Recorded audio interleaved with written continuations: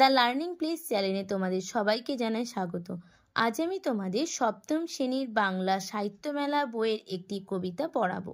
একদম ফার্স্ট কবিতা, ছন্দে শুধু কান রাখো, অজিত দত্তের লেখা এই কবিতাটি সারমর্ম তোমাদের আমি বলে দেবো। কবিতাটা পড়তে পড়তে আমি তার মানে বলে দেবো। দেখো কি বলেছে, বলছে ছন্দে শুধু কান রাখো। কার লেখা? অজিত দত্তের লেখা। ছন্দে, ছন্দ বলতে কি না, আমরা প্রতিনিয়ত যা কিছুই আমাদের চারিপাশে হয় সবই কিন্তু একটা ছন্দ। সেই ছন্দে কান রাখার কথা কবি এখানে বলেছেন। বলছে মন্দ কথায় মন দিও না, ছন্দে শুধু কান রাখো। মন্দ কথা মানে ভালো খারাপ। আমরা প্রত্যেক দিনই কোনো মানুষ ভালো কথা বলে, কোনো মানুষ খারাপ কথা বলে। আমরা কি করি? খারাপ কথাগুলো নিই আর ভালো কথাগুলো নিই না। কিন্তু কবি এখানে বলেছেন মন্দ কথা, খারাপ কথায় কান দেবে না, ভালো কথায় কান দিতে বলেছে। বলছি শুধু ছন্দের কথা শোনো। দ্বন্দ্ব ভুলে মন না দিলে ছন্দ শোনা যায় না। বলছি দ্বন্দ্ব, কারোর সাথে মারপিট, কথা কাটাকাটি, ঝগড়া, এগুলো ভুলে যদি আমরা শুধু তাদের সঙ্গে ভালো কথা ভাবি, তাহলেই দেখবে সব কিছুই আমাদের পরিবর্তন হবে। ছন্দ আছে ঝড় বাদলে, ছন্দ আছে জোছনাতে, দিন দুপুরে পাখির ডাকে, ঝিঝিরাকে ঘোরাতে। বলছে ছন্দ আছে ঝড় বাদলে। যদি আমাদের ঝড় বয়, তখন যদি আমরা একটা নিস্তব্ধ ভাবে ঝড়টাকে অনুভব করি, তখনও দেখবে ঝড়ের একটা আওয়াজ আমরা শুনতে পাবো। ছন্দ জোছনাতেও আছে।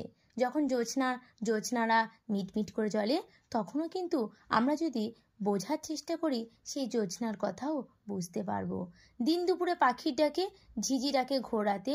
দিন দুপুরে পাখির ডাকে, পাখিরা যখন ঝগড়া করে, তখন যদি পাখির ভাষা বোঝার চেষ্টা করি, আমরা হয়তো অত ভালো বুঝবো না, কিন্তু আমরা অল্প হলেও বুঝতে পারবো পাখিরা কি বলতে চাইছে। ঝিঝি ডাকে ভোর রাতে, ঝিঝি পোকা ডাকে ভোর রাতে। নদীর স্রোতের ছন্দ যদি মনের মাঝে শুনতে পাও।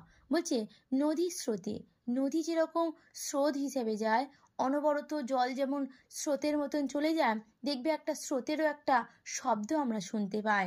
তাই কবি বলেছেন নদীর স্রোতের ছন্দ যদি মনের মাঝে শুনতে পাও, বলছে সেই জলের আওয়াজ যদি তুমি শুনতে পাও, দেখবে তখন তেমন ছড়া কেউ দেখেনি আর কোথাও। বলছি তুমি যদি সেই নদীর স্রোতের কথা বুঝতে পারো, তখন তোমার মনে হবে এটা যেন আমি, আমার কাছে অনেক পাওয়া, আমি সেই জলের স্রোতের কথা বুঝতে পারছি। ছন্দ বাজে মোটর চাকায়, ছন্দ চলে রেলগাড়ি, জলের ছন্দে তাল মিলিয়ে নৌকা জাহাজ দেয় পারি। বলছে মোটর চাকায় ছন্দ আছে, গাড়িতে যখন যায় গাড়ির আওয়াজ হয়, তারও একটা ছন্দ আছে। ছন্দে আছে রেলগাড়ি, রেলগাড়িতেও ছন্দ আছে। জলের ছন্দে তাল মিলিয়ে নৌকা জাহাজ দেয় পারি। কবিতায় বলেছেন যে যে সব কিছুতেই ছন্দ আছে। মোটর চাকায় আছে, রেলগাড়িরও আছে।